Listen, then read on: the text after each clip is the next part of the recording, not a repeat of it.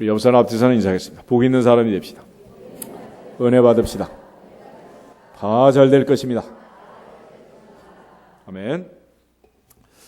예수님께서 이제 예루살렘에 입성하신 날을 기념해서 오늘은 종료주일로 지킵니다. 다음 주가 이제 부활주일인데 부활주일을 정하는 그 원리가 있어요. 매년 춘분이 지나고 그 다음에 만월이 지나고 음력 보름이 지나고 오는 첫 번째 주일. 그래서 이제 이번 해는 4월 16일 주일이 이제 부활주일이 됩니다. 그래서 춘분을 기준으로 해서 바로 이제 음력 보름이 오면 그 다음 주가 바로 이제 부활주일이 될 수도 있고, 그래서 한 보름 정도 이제 왔다 갔다 하는 이런 절기여서 우리는 좀 이제 부활주일이 늦은 절기로 이제 들어가게 되겠습니다. 어쨌거나 주님께서 이제 이 땅에 오셨던 그 부활을 기념하는 그런 절기를 맞이하면서 예수님의 십자가의 사건, 그저 성경에 기록되어 있는 그 사건으로 끝나면 그저 연례 행사로 또 지나가고 말 것입니다. 특별히 주님의 십자가, 그 고난을 다시 한번 묵상하면서 이제는 그의 이야기가 아닌 나의 이야기가 되는, 주님이 당하신 그 보혈의 능력이 내 삶의 능력을 발휘하는 그런 고난 주간을 보내고 주께 영광을 돌릴 수 있기를 주님의 이름으로 축복합니다. 이제 한 주간 새벽기도 더 남았는데 새벽기도 동참하시고, 특별히 부활주일 아침에는 한 사람도 빠짐없이 다 같이 새벽 예배에 참여하시고 또 다음 주 성찬식에 참여할 수 있으면 좋겠습니다. 요즘 이제 그 일반적으로 세상에서는 인문학의 광풍이다 이럴 정도로 인문학에 대한 그 열의가 대단합니다. 실제로 학교에서는 인문계 이거는 별로 인기가 없어요. 그래서 요즘 인구론 그러잖아. 인구론이면 인문계 90% 논다. 근데 세상에서는 지금 아주 광풍이야, 광풍. 왜 그런가 그랬더니 스티브 잡스가 등장하면서 실제로 이제 아이폰이라는 걸 만들었죠. 이 사람이 아이폰을 만들긴 만들었지만 자기가 발명한 건 하나도 없습니다. 남이 만든 거 갖다 집어넣은 거지. 근데 이건 단순한 전화기가 아니라 그 속에다 인터넷부터 다 세상을 한 손바닥에 놓고 세상과 교통할 수 있는 이런 매개를 만들어 준 거랍니다. 그런데 이 스티브 잡스가 말하기를, 내가 만약에 소크라테스하고 한나절만 보낼 수 있다면 애플의 모든 것을 다 지불하겠다 그랬어요. 바보 아니냐 이렇게 생각할지 모르지만, 비즈니스 하는 사람들은 투자를 할 때 언제 투자합니까? 명분을 가지고 그렇게 투자를 하는 게 아니에요. 이익이 나면 투자를 하고 손해가 나면 발을 빼게 돼 있습니다. 그러니까 전 재산을 다 올인해서 소크라테스를 만나면 그 사람의 아이디어를 통해서 나는 그보다 더 많은 돈을 벌 수 있다, 이런 자신감이죠. 지금 우리가 생각할 때 이게 도대체 무슨 얘기냐 헷갈리기 시작합니다. 여러분 학교 다닐 때 철학개론 이런 거 배웠잖아요. 그죠? 재밌어요? 재미없어요? 그게 무슨 재미가 있어? 아무 재미가 없네. 공자, 맹자, 사서삼경 해봐야 그거 무슨 재미가 있냐고. 그래서 대부분 한자도 천자문 정도 배웠으면 대단한 거지 그죠? 그런데 우리가 이제 착각하고 있는 게 있습니다. 예를 들어서 내가 다이어트에 대한 책을 많이 읽어. 다이어트 방법 한 22,000가지가 된다는데 그거를 다 섭렵하고 읽으면 내 몸이 날씬해질까요? 날씬해집니까? 아닙니까? 그런 관계가 없습니다. 그래서 우유는 먹는 사람보다 배달하는 사람이 더 건강하다. 그러니까 우리가 하나님의 말씀을, 성경을 백독했다 그래서 내가 그리스도인이 되는 건 아니에요. 우리나라는 민주화의 열기 속에 얼마나 많은 데모를 하고 살았습니까? 저도 고등학교 때부터 학교 앞에 경찰들이 와가지고 데모하고 이런 분위기에서 컸는데, 그렇게 큰 사람들, 또 학교마다 학생회장 하던 사람들이 여의도에 가서 국회의원하고 다 그런 세상이잖아요. 그러면 그 사람들이 사회에 나와서 대한민국이 좋아졌느냐? 좋아졌습니까? 대통령이 끌려가서 지금 탄핵을 받고 새로운 무슨 투표를 해야 되는 이런 상황에 처해 있다. 도대체 이것이 무슨 일이냐? 그럴 때 흔히 우리가 역사에서 교훈을 배우지 못하는 민족은 망한다 그래요. 역사라는 것은 히스토리인데, 히스토리는 히스 스토리, 그의 이야기다 그럽니다. 근데 히스토리가 그의 이야기로만 책 속에 있으면 우리에게는 아무 관계가 없는, 그 이야기가 나의 이야기로 바뀔 때 내 삶이 바뀌게 돼 있습니다. 할렐루야. 그러자면 내가 진짜로 하나님을 만나면 바뀌게 되는 거예요. 야곱이 야복 나루터에서 밤을 새워 기도합니다. 그날 기도했던 이유는 다른 게 아닙니다. 오늘 밤이 지나면 난 산다 죽는다 그런 위기 속에서 하나님께 기도합니다. 천사를 만났고 씨름을 합니다. 날이 새어 가려고 하니까 붙들었습니다. 그냥 가면 안 됩니다. 그냥 가면 날도를 어찌하라고 그냥 가십니까? 못 갑니다. 내게 복을 주십시오. 못 보냅니다. 그리고 환도뼈를 얻어맞고 다리를 절면서 매달렸습니다. 죽기 아니면 살기로 목숨 걸고 기도를 한 거예요. 그리고 그날 천사가 이름을 묻습니다. What's your name? 이름이 뭐니? I'm Jacob.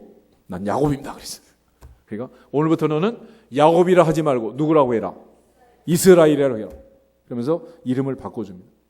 그날 야곱이 얼만큼 두렵고 얼마나 떨었는지 그 지역 이름을 브니엘이라고 했어요. 브니엘. 브니엘이라는 이름은 히브리어로 파님이라면 얼굴이라는 뜻, 얼굴인데 엘은 누구요? 하나님의 얼굴. 그래서 하나님의 얼굴을 봤다는 거예요.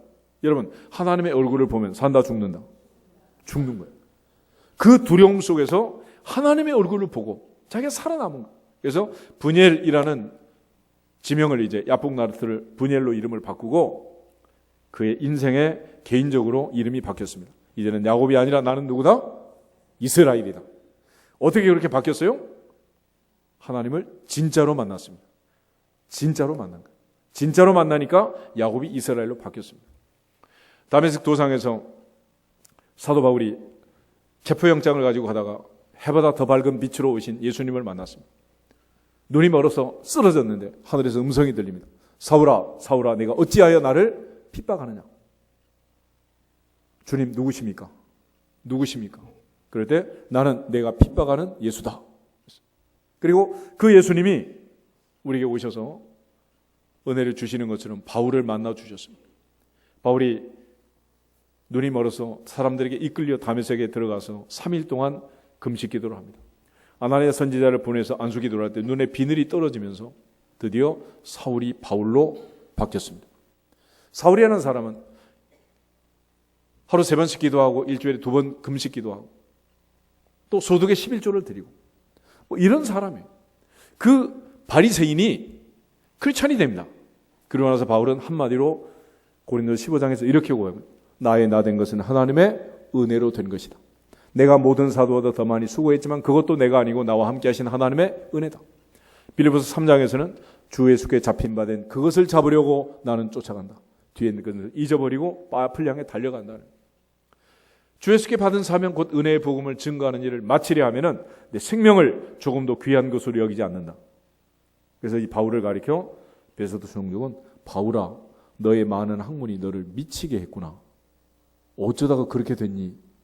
아주 불쌍한 표정을 짓고 바울에게 얘기를 합니다. 그러나 바울은 미친 게 아니고 바울은 누구를 만났어요? 예수님 만난 것입니다. 진짜로 만나면 바뀐다 안 바뀐다? 바뀌는 거예요. 여러분 베드로를 보세요. 가룟 유다를 보세요. 육신으로 오신 예수님을 직접 만나고 3년 동안 같이 다녔습니다. 돈깨를 들고 앞장서서 수제자로 천방지축으로 질문하면서 그렇게 다녔잖아요. 그런데 십자가가 오니까 한 녀석은 팔아먹고 한 녀석은 3번씩이나 부인하고 저주하면서 모른다고 했습니다. 예수님 갈릴리 바다에 오셔서 다시 3번이나 물었습니다. 요한의 아들 시몬아 내가 나를 사랑하느냐? 요한의 아들 시몬아 내가 이 사람들보다 나를 더 사랑하느냐? 그런데 오순절을 통과하면서 드디어 사이먼이 피터가 되는 거예요. 시몬이 베드로가 됐습니다. 인생이 달라진 거예요. 오순절에 성령이 오셔서 그에게 능력이 왔고 오직 성령이 너에게 말씀은 너희가 권능을 받고 예루살렘과 온 유대와 사마리아와 땅끝까지 이르러 내 증인이 되리라. 베드로가 진짜로 성령 충만하니까 진짜로 권능이 오니까 사람이 달라진 거예요. 시몬이 베드로가 된 것입니다. 베드로가 한번 설교할 때 3,000명이 회개하고 초대교회가 3,000명을 세례를 줬습니다. 베드로가 은과 금은 내게 없거니와 내게 있는 것으로 내게 주노니 곧 나사렛 예수 그리스도의 이름으로 일어나 걸으라 외칠 때 성전 미문의 안전명이가 벌떡 일어났어요. 베드로에게 능력이 진짜로 왔습니까? 온척했습니까? 진짜로. 오늘 성경에 있는 이 이야기를 우리가 읽었다고 해서 베드로에게 온 성령의 능력이 우리에게도 오고 야곱이 이스라엘로 바뀌고 사울이 바울로 바뀐 그 이야기를 읽었다고 해서 우리가 바울처럼 이스라엘처럼 그렇게 바뀔 수 있느냐? 그건 아니라는 거예요. 그건 그 사람들의 이야기고 그들에게 임했던 그 성령이 내게 임하시면 그 하나님 아버지를 내가 만나면 그 주님을 내가 만나면 바뀔 줄로 믿습니다. 이번 한 주간은 그의 이야기가 아닌 나의 이야기로 성경이 이해되고 믿어지고 체험되는 한 주간이 되기를 주의 이름으로 축복합니다. 이것이 바로 세상에서 인문학이 광풍을 일으키는 이유예요. 왜 대학에서는 전혀 잠만 자는 인문학이 회사에서는 그렇게 열풍을 불고 있느냐? 이유는 아주 간단합니다. 회사에서는 죽느냐 사느냐가 거기서 결정이 되는 거예요. 지난번에 노트 7이 나와가지고 삼성이 어떻게 됐습니까? 얼마나 그 겨울 혹독한 추위를 겪었는지 삼성 매니아님 어떻게 알겠어요? 이번에 이제 다시 갤럭시 8이 나와가지고 전 세계를 흔들면서 이제 또 이제 희망찬 뉴스들이 막 나오잖아요. 그런데 공무원들은 내가 결정해도 그게 나한테 별로 영향을 안 줘요. 월급은 나오고 그러니까 뭐 어떤 결정을 하든지 뭐 어디 다리를 짓든지 말든지 공장을 짓든지 공항을 만들든지 뭐 그야말로 대통령 후보들 공약을 남발하든지 말든지 뭐 아무 상관이 없는 거예요. 그렇지만 현장에서 비즈니스 하는 사람들은 내가 결정하는 그것이 사느냐 죽느냐 연결돼 있어요, 안 돼 있어요? 그래서 트럼프라는 대통령이 이번에 한 말을 보세요. 중국이 해결 안 하면 누가 한다? 내가 한다 그랬죠. 이전에 그런 대통령이 있었어 없었어요? 이 사람은 정치인이 아닙니다. 장사꾼이야, 장사꾼. 왕서방을 만나서 회담을 했잖아. 장사꾼답게. 장사꾼은 손해나면 절대로 투자한다 안 한다? 한다 안 한다? 안 하는 거예요. 그게 무슨 뜻이냐면 회사를 다니는 회사원이 정말 내 회사처럼 생각하고 정말 내 회사처럼 충성하고 헌신하고 직장생활을 하지 않는 회사원을 그대로 놔두면 그는 공무원이야. 당장에 처리하면 그거는 대기업이죠. 그렇잖아요? 놀고 먹는 사람을 그대로 월급 주는 회사가 어디 있습니까? 주식회사 대한민국 빼고. 그래서 어제 17만 명이 공무원 시험을 봤다 그러잖아. 놀아도 안 잘리는 거기에 들어가려고. 그렇지만 세상은 그렇게 놀고 먹으면서 안 잘리는 방법은 없는 거예요.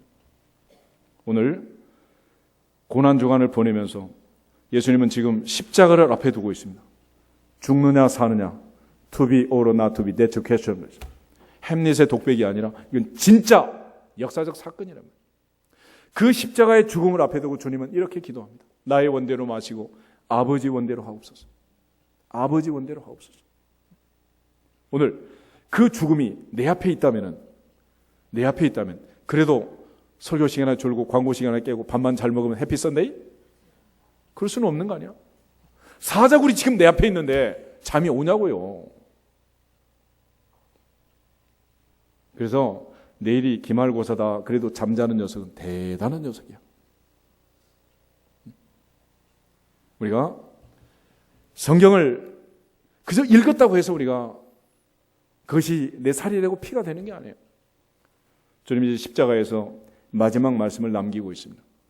그 말씀을 잠시 상고하면서 고난주간 한 주간 다시 한번 주님의 십자가가 내 삶에서 재현되고 사도 바울의 고백처럼 나를 사랑하사 나를 위하여 자기 자신을 버리신 하나님의 아들을 믿는 믿음 안에서 산다고 우리 모두가 주님 만나기를 축복합니다. 주님의 사랑이 파도처럼 밀려오기를 축복합니다. 그 사랑이 믿어지고 확신되기를 축복합니다. 그래서 바울은 로마서 5장 8절에서 그리스도 예수께서 십자가에 죽으시고 하나님이 우리에게 보내신 그 주님, 그 십자가는 우리에게 대한 하나님의 사랑을 확증하였느니라. 그게 증거라는 증거. 오늘 십자가를 보면서도 이게 뭔지 모르는 그런 애매한 신앙생활이 아니라 이제는 주님 앞에서 다시 한번 이 말씀이 믿어지고 체험되고 깨달아지는, 내 삶을 변화시키는 힘과 능력이 되는 주님의 십자가가 다가오는 고난주간이 되기를 축복합니다. 첫째로 예수님께서 이제 말씀하신 그 말씀들 7마디 말씀이 있는데, 이 말씀은 흔히 이제 가상칠언 그랬습니다. 세븐 월즈, 그래서 예수님께서 십자가에서 남기신 7가지 말씀인데, 예수님께서 이제 돌아가셨던 연대가 추정하기를 AD 30년 4월 7일 금요일 12시에서 오후 3시라고 이제 추정을 합니다. 그런데 예수님께서 십자가에서 남기신 이 7마디 말씀, 고난주간을 보내면서 우리가 이 말씀을 잘 묵상해 보면 십자가가 무엇인가를 알게 돼요. 십자가가 무엇인가를. 그런데 이 말씀들이 이제 모아져 있어서 하나씩 찾아가다 보니까 이제 시간이 너무 많이 걸려요. 오늘 3대치까지 해서. 그래서 한꺼번에 읽고 순서대로 내가 정리를 해주겠습니다. 먼저 우리 읽었던 마태복음 27장 46절 말씀 우리 한 번 더 같이 읽겠습니다. 제9시쯤에 예수께서 크게 소리질러 이르시되 엘리 엘리 라마 사박다니 하시니 이는 곧 나의 하나님 나의 하나님 어찌하여 나를 버리셨나이까 하는 뜻이라. 아멘. 그래서 한마디는 엘리 엘리 라마 사박다니 하는 말씀입니다. 그 다음에 누가복음 23장을 보겠습니다. 누가복음 23장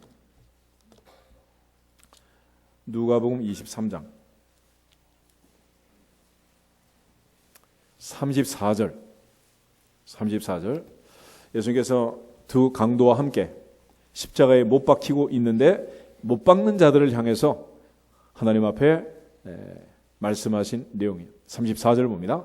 이에 예수께서 이르시되 아버지 저들을 사하여 주옵소서 자기들이 하는 것을 알지 못함이니라 하시더라. 아멘. 아버지 저들을 사하여 주옵소서 자기들이 하는 것을 알지 못합니다. 또 한 말씀이 43절에 있습니다. 43절까지 읽겠습니다. 예수께서 이르시되 내가 진실로 내게 이르노니 오늘 내가 나와 함께 낙원에 있으리라. 십자가 옆에 두 강도가 있었는데 한 사람은 너도 살리고 우리 살리고 살려봐라 이렇게 말하는데 한 사람이 책망을 해요.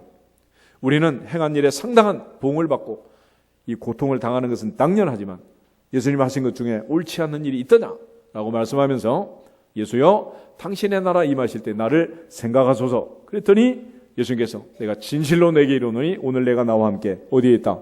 낙원에 있다 라고 말씀을 하신 것입니다. 그리고 46절 보겠습니다.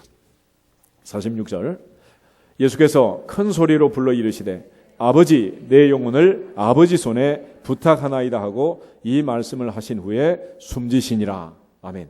그래서 마지막 예수님께서 숨지기 전에 아버지 내 영혼을 아버지 손에 부탁합니다 이렇게 말했습니다. 그래서 누가복음 23장에 3마디가 들어있어요.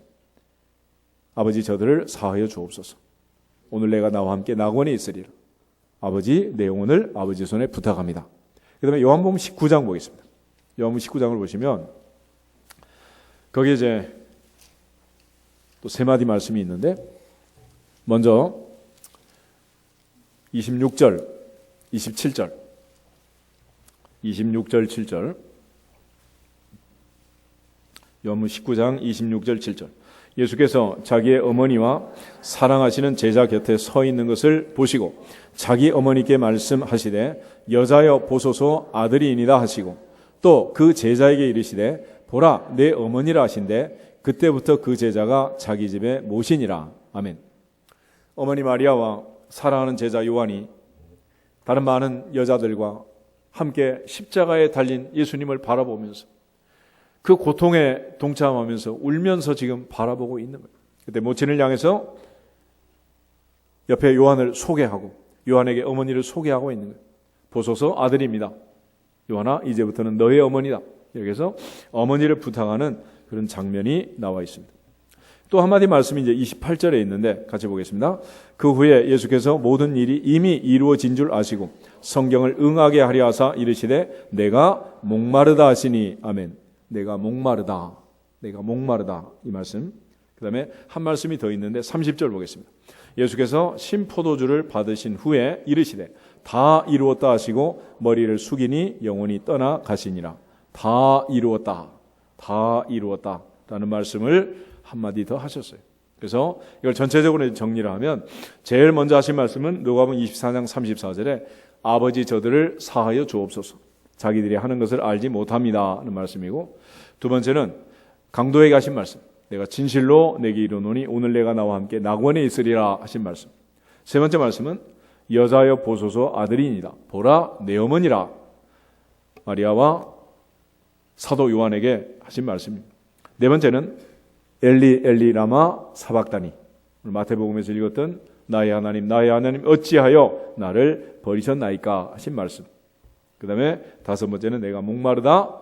여섯 번째 다 이루었다. 그리고 마지막에 내 아버지 내 영혼을 아버지 손에 부탁하나이다. 이렇게 해서 7마디 말씀을 주셨어요. 그러면 예수께서 남기신 이 말씀들은 무슨 의미가 있을까? 첫째로 아버지 저들을 사하여 주옵소서. 자기들이 하는 것을 알지 못합니다. 그랬습니다. 예수님의 십자가, 그 십자가가 나의 십자가가 되기 위해서 우리가 해야 할 첫 번째 작업은 뭐냐? 용서하는 것입니다. 용서. 고난주간을 보내기는 보냈는데 용서하지 못하고 맺힌 것들이 그대로 있다면 우리는 그냥 시간만 절기만 지나가는 거지 우리가 고난주간을 보내지는 못하는 거예요. 예수님께서 가르쳐주는 그 짧은 주기도문 속에 이런 구절이 있습니다. 하늘에 계신 우리 아버지, 우리가 우리에게 죄 지은 자를 사하여 준 것 같이 우리 죄를 사하여 주옵시고. 그러니까 우리가 우리에게 죄 지은 자를 용서해 주는 것은 결국 누구를 위해서? 나를 위해서. 내 죄를 용서해 달라고 하나님께 기도하는 것입니다. 예수님께서 베드로에게 이런 말씀을 주실 때 베드로가 형제가 내게 죄를 범하면 몇 번 용서하면 됩니까? 7번 하면 됩니까? 그랬습니다. 그래서 예수님 말씀은 7번 아니라 7번을 70번까지라도 77 times 70번씩 7번이라도 용서하라는. 문자적으로는 490번인데 7이라는 숫자는 성경은 완전수입니다. 완전수. 그러니까 완전한 용서가 돼야 된다. 주님이 우리를 용서할 때 용서하신 척 했을까요? 진짜로 해주셨을까요? 이게 진짜라면 우리는 용서해야 된다는 거예요. 예수께서 주신 비유 중에 1만 달란트 탕감받은 자가 100데나리온 빚진 자를 감옥에 집어넣는 그런 이야기가 있습니다. 한 데나리온은 하루 품삯에 100데나리온이면 넉 달치, 주일 빼면 하루 한 달 25일에서 4달치 품삯이 됩니다. 서울시에서 얼마 전에 이제 젊은 청년들 실업수당을 준다 그래서 한 달에 50만 원씩 6개월 준다 그랬죠? 6개월. 넉 달치 하면 얼마 되겠어? 얼마나 되겠냐? 물론 많이 받는 사람 많이 받겠지만은 우리가 넉 달치 그걸 용서를 못하고 지금 고소 고발하고 있다는 거예요. 나는 얼마를 받았는데? 1만 달란트를 받았는데. 1만 달란트가 얼마냐? 한 달란트가 6천 데나리온입니다. 마리아가 옥합을 깨뜨렸을 때 가룟 유다가 전문가의 관점으로 값을 견적을 냈잖아. 300데나리온. 어찌하여 허비하냐? 노발대발했어요. 여러분 300데나리온이면 1년치 연봉에 해당돼요. 1년치. 주일 빼고 휴일 빼면 우리나라도 한 300일 정도 일을 하죠. 세계 공통이에요. 그런데 결국 1년치 연봉이 300인데 6천 데나리온이면 20년. 그러니까 한 달란트가 20년치에 해당됩니다. 여러분 직장 다니면 전부 20년 지나면 그리고 은퇴하면 뭐 줍니까?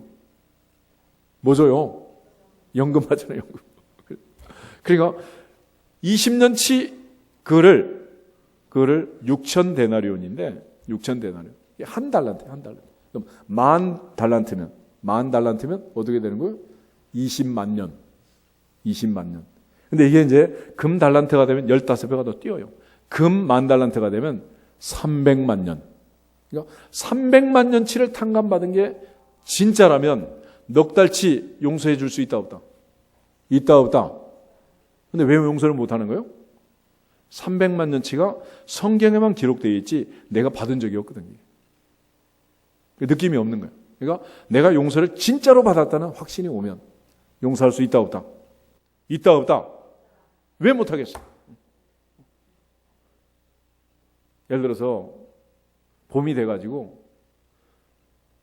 백화점에 가서 멋진 봄옷을 진짜로 샀어. 진짜로.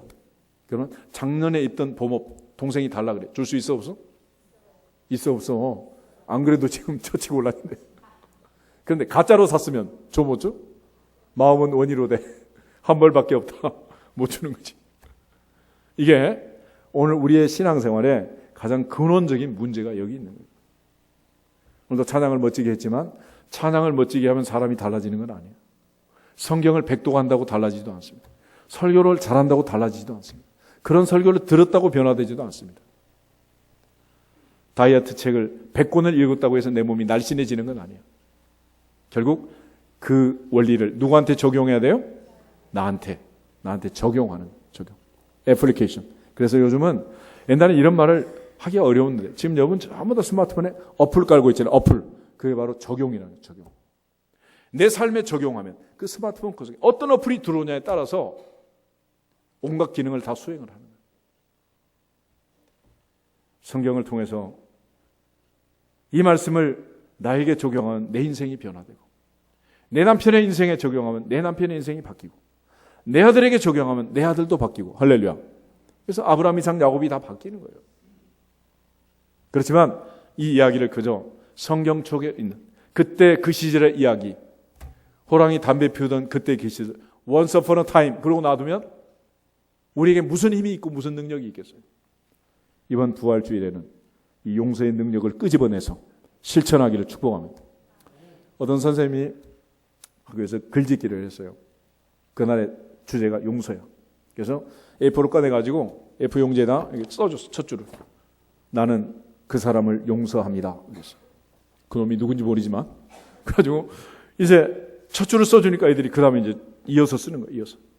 그런데 잠시 두 번째, 세 번째 문장이 되니 그 다음에는 몰입해가지고 남 쳐다보지도 않아요. 막 어떤 사람 막 울면서 뛰쳐나가. 난 도저히 용서 못합니다. 내가 용서 못하는데 어떻게 용서한다고 그랬습니까? 이러면서. 여러분,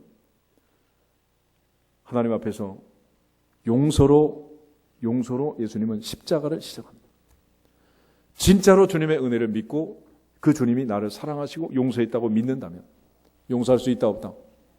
그러니까 용서가 안 되는 것은 십자가의 사건은 히스토리지 마이 스토리가 아닌 거예요.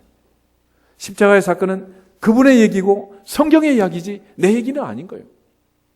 하나님 앞에서 내 삶이 변하는 내 간증이 되고 내가 증언할 수 있는 내 이야기가 될 수 있도록 바울처럼 나를 사랑하사 나를 위하여 자기 몸을 버리셔서 내게 다가오신 그 주님 때문에 내 인생이 바뀐 그 고백이 우리에게 있어지기를 주 이름으로 축복합니다. 두 번째는 오늘 내가 나와 함께 낙원에 있다 그랬습니다. 그 앞에 예수님께서 이런 말을 덧붙입니다. 내가 진실로 내게 이르노니 Truly I say to you. 내가 진실로 내게 말한다. 이런 말이 나올 때는 그 다음에 굉장히 중요한 말이 나왔어요. 오늘 내가 나와 함께 낙원에 있다. 여러분, 아담부터 시작해서 마지막 인류까지 누가 천국에 갈지 안 갈지는 가봐야 아는 거예요. 우리는 알 수가 없습니다. 갈 것 같다고 해서 가는 것도 아니고 못 갈 것 같다 해서 못 가는 건 아니에요. 천국 가면 이런 현상이 일어날 걸 그래. 어머머머 당신이 어떻게 여기로 왔냐고 막. 그런데 또 한편은 그 사람 봤냐고 아직 나도 찾고 있다고. 그럴 수가 있다는 거예요. 이게. 그런데 그 누구도 확신할 수 없는 그 천국을 확신할 수 있는 단 한 사람. 이 사람이 강도입니다. 강도. 누가 합격자 발표 알려줬어요? 예수님이 알려준 거예요. 오늘 내가 나와 함께 어디에 있다? 낙원에 있다. 그래서 구원은 하나님의 은혜로 선물로 받는다는 것입니다. 너희가 그 은혜에 의하여 믿음으로 말미암아 구원을 얻었나니 이것이 너희에게서 난 것이 아니요 하나님의 선물이다. 예전에 그 기독교 TV 채널을 돌리는데 그 옆에 불교가 막 붙어 있잖아. 근데 돌리는데 스님이 그러더라고. 불교는 한마디로 그래. 그래서 내가 딱 멈췄지. 한마디 하면 못 들어보겠냐? 그랬더니 행위의 종교입니다. 그러더라고요. 불교는 한마디로 행위의 종교래. 그럼 기독교는 뭐냐? 기독교는 한마디로 은혜의 종교예요. 은혜의 종교. 그 은혜의 두 가지 특징이 있습니다. 하나는 무조건적이고 하나는 불가항력적이다. 하나는 조건이 없다는 것이고 하나는 우리가 거부할 수 없다는 것. 그 하나님이 은혜를 주십니다. 그래서 우리가 하나님 앞에 구원받은 이 놀라운 구원은 unconditional election, 무조건적 선택이고 irresistible grace, 저항할 수 없는. 그래서 하나님이 부르시면 그 누구도 저항할 수가 없는. 그 불가항력적 은혜로 우리는 구원을 받아 하나님의 자녀가 된 줄로 믿습니다. 이렇게 우리를 구원하신 이유가 뭐냐? 너희가 그 은혜에 의하여 믿음으로 말미암아 구원을 얻었나니 이것이 너희에게서 난 것이 아니라 하나님의 선물이다. 행위에서 난 것이 아니니 이는 누구든지 뭐하지 말아라. 자랑하지 말라는. 자랑하지 마. 그래서 바울이 심지어 내가 모든 사람보다 더 많이 수고했지만 더 많이 행위를 했지만 그것도 내가 아니고 나와 함께 하신 하나님의 은혜다. 하나님의 은혜다. 이 은혜를 깨닫는 한 주간이 되기를 축복합니다. 고난주간은 은혜를 깨닫는 주간. 보라 지금은 뭐 할 때요? 보라 지금은 뭐 할 때요? 은혜 받을 때요. 보라 지금이 구원의 날이다. 그래서 늘 예배 전마다 우리 인사를 시키는 거예요. 오늘도 뭐 합시다? 은혜 받읍시다. 왜냐하면 은혜 못 받으면 그 시간 사탄이 우리를 시험해서 시험 들게 한다면 시험 들게. 믿음도 들음에서 나오지만 사탄이 역사에서 잘못 들으면 또 시험에 드는 거예요. 오늘 주님께서 약속하신 이 놀라운 구원, 그 누구도 받을 수 없는 이 엄청난 구원이 행위가 아닌 무엇으로 온다? 은혜로 온다는 것을 강도를 통해서 보여주는 거예요. 이제 못 박혀서 죽어갈 시간입니다. 다시 내려가서 선행을 할 수 있는 시간이 있어요? 없어요? 단 하루도 없잖아요. 그런데 예수님께서는 놀랍게 이 사람한테 선포를 하는 거예요. 내가 진실로 내게 이르노니 오늘 내가 나와 함께 어디에 있다? 낙원에 있다. 너는 오늘 나와 함께 낙원에 있다 그랬습니다. 이 놀라운 구원의 은혜가 내게 임한 것을 알고 구원에 감사 감격하며 고난주간 우리에게 다가오는 이 하나님의 은혜가 충만하기를 주의 이름으로 축복합니다. 세 번째는 여자여 보소서 아들이니라 보라 내 어머니라. 요한과 어머니 마리아를 소개팅을 시키는 소개팅. 그래서 여자여 그러니까 이게 좀 예수님 반말을 좋아하시는 것처럼 그렇게 보이는데 그건 아니고 헬라어는 귀나이카 그래서 이거는 여자에 대한 존칭어인데 제대로 번역하면 마담 뭐 이런 정도 번역할 수 있는 그야말로 귀부인을 향해서 부르는 그런 명칭이에요. 근데 우리가 번역을 잘못해가지고 느낌이 좀 그렇게 와서 그렇지. 중요한 것은 이것입니다. 십자가에 운명하는 그 처절한 고통의 시간에 자기를 낳은 어머니를 원망할 수도 있는데 그렇게 하지 않고 여자여 보소서 아들입니다. 옆에 요한을 향해서 이제 나는 죽지만 옆에 있는 이 요한이 아들입니다. 요한에게는 보라 이제 너희 어머니다. 요한은 그래서 이제 에베소에서 어머니 마리아를 모시고 오랫동안 공경을 하게 됩니다. 마태마가 누가복음은 일찍 세상에 나왔지만 그래서 요한복음은 그의 인생의 말년에 이제 나오게 됩니다. 어머니 마리아가 세상을 떠나고 말년에 이제 요한이 요한복음, 요한 1, 2, 3서, 요한계시록 이 책들을 쓰게 돼요. 그래서 요한복음은 마태마가 누가복음과 달리 7가지 표적을 기록하고 이 말씀을 우리에게 이제 깊이 전해주지만 이거는 마치 이제 30년 묵은 간장, 된장, 고추장처럼 깊은 맛이 있는 어떻게 보면 아주 쉽지만 어떻게 보면 굉장히 깊은 그런 내용을 알려주는 거예요. 그래서 이제 보통 그 학교에서 헬라 그래마를 배울 때 초급반에서도 요한복음을 텍스트로 쓰고 고급반에서도 요한복음을 텍스트로 씁니다. 그러니까 이 말씀은 유치부에서도 할 수 있고 장년부, 노년부에서도 할 수 있고 그런 깊은 말씀이 이 요한복음 속에 들어있습니다. 더 중요한 것은 그 죽어가는 그 상황 속에서 육신의 어머니, 자기를 낳아준 그 어머니에 대하여 관심을 갖고 부탁을 하고 있는 거예요. 고난주간 하나님 앞에 주여라고 부르짖으면 끝나는 게 아니라 믿지 않는 부모, 형제, 일가 친족들, 육신의 부모님 챙기는 주간이 되기를 축복합니다. 꼭 무슨 어버이 줄만 대가지고 가서 밥 먹다고 싸우고 이러지 말고 고난주간에 부모님을 돌보는 주간이에요. 부모님. 디모데 전서 5장 8절 한번 보실까요? 바울이 디모데에게 편지를 쓰면서 우리가 읽으면 좀 마음이 찔릴 것 같은 말씀이 하나 있는데 디모데 전서 5장 8절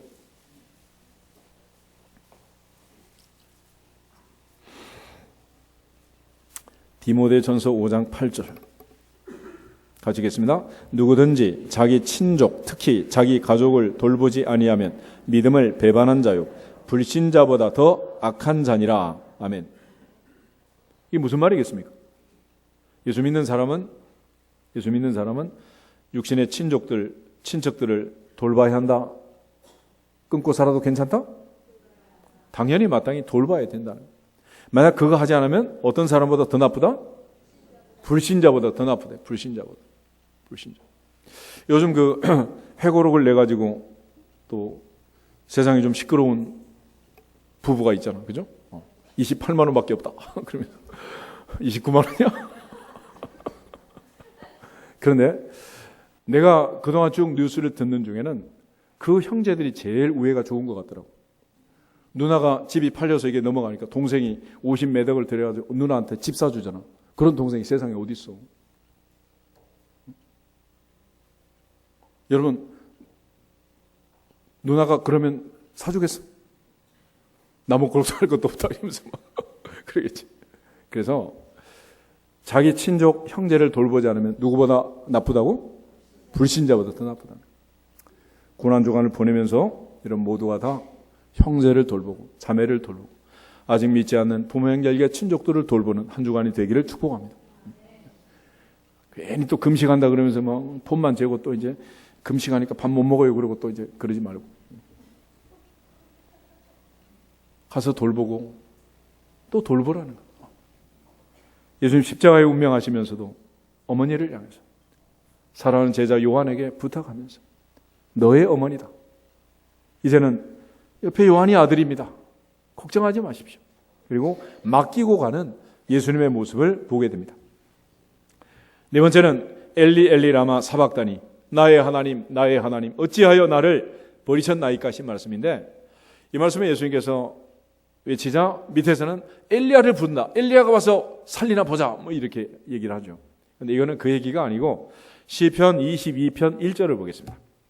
시편 22편 1절을 보면 다윗의 시편 그중에 22편 1절 말씀이에요. 이게 시편 22편 예수님 기록된 말씀으로 사탄을 물리친 것처럼 마지막 십자가에 운명하시면서도 하나님 말씀을 붙들고 그 말씀을 외치는 거예요. 1절만 읽겠습니다. 내 하나님이여 내 하나님이여 어찌 나를 버리셨나이까 어찌 나를 멀리하여 돕지 아니하시오며 내 신음소리를 듣지 아니하시나이까. 아멘. 그러면 내 하나님이여 내 하나님이여 어찌하여 나를 버리셨나이까. 히브리어는 엘리 엘리라마 아잡다니라는 말을 썼는데 아잡으라는 동사는 버린다 포기한다 그런 뜻이에요. 이게 이제 헬라어로 음역이 되면서 사박다니 이렇게 이제 바뀌었는데 아자브 버린다 포기한다. 그러면 하나님께서는 아들을 버리고 독생자를 포기하고 무슨 일을 하셨느냐? 하나님이 그날 하신 놀라운 일은 나를 우리를 선택한 일입니다. 아멘. 예수님을 독생자를 포기하고 우리를 선택하신 거예요.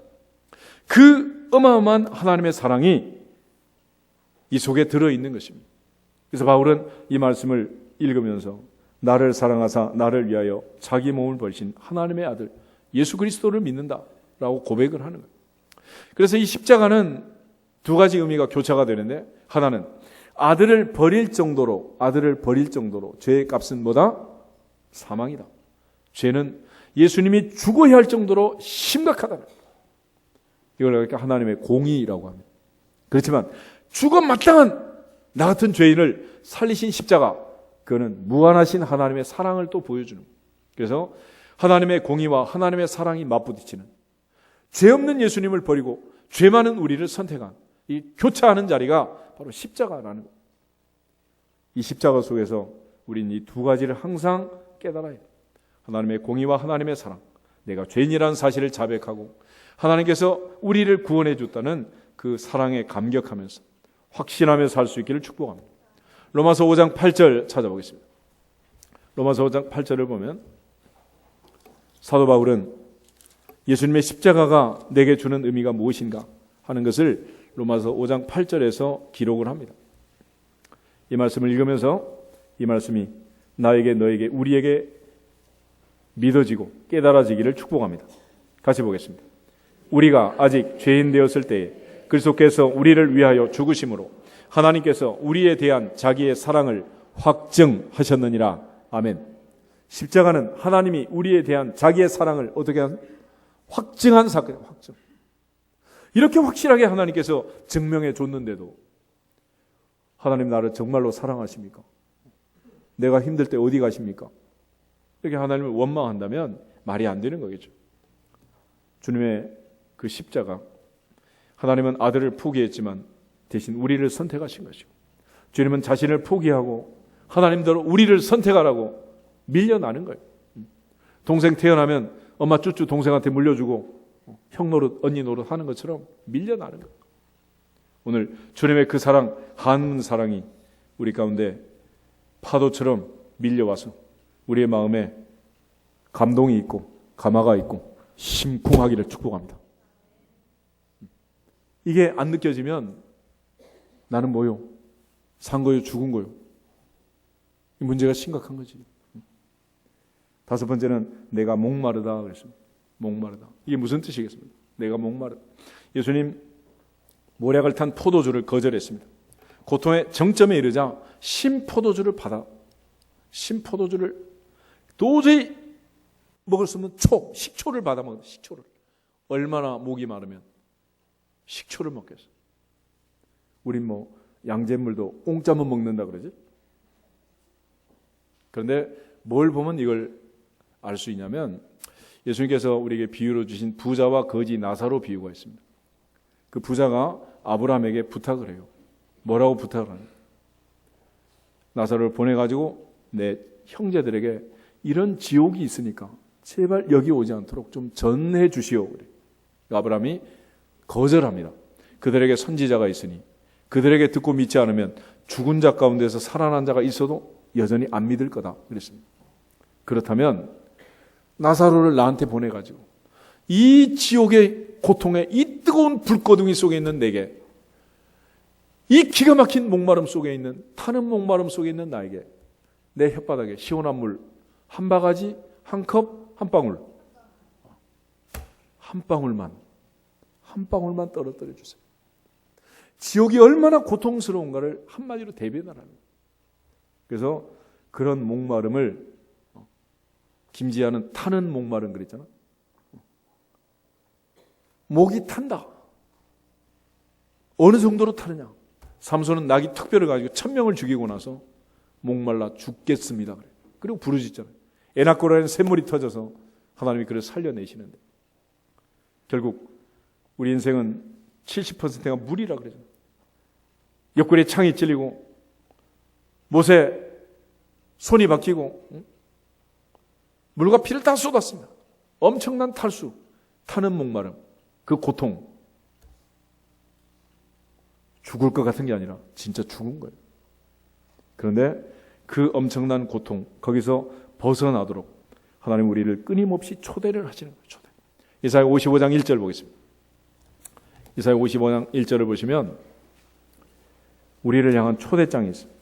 이 시간 우리 왜 이 자리에 나와 있느냐? 하나님 내게 무슨 초대장을 보냈느냐? 받았든지 못 받았든지 못 받은 사람 지금 보시고 지금 읽으면 이게 내 초대장.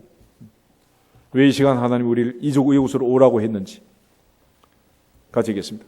오호라 너희 모든 목마른 자들아 물로 나오라. 돈 없는 자도 오라. 오라 너희는 와서 사 먹되 돈 없이 값 없이 와서 포도주와 젖을 사라. 아멘. 목마른 자는 다 내게로 오라 그랬습니다.